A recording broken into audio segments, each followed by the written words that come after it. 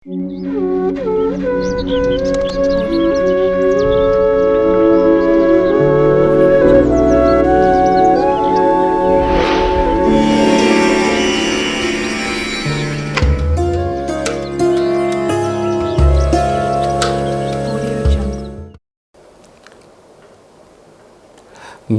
వారికి ఏడాది తర్వాత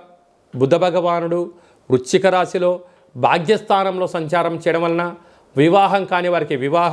వివాహమైన దంపతులు ఒకరిపైన ఒకరు ప్రేమానురాగాలుగా ఉండడము,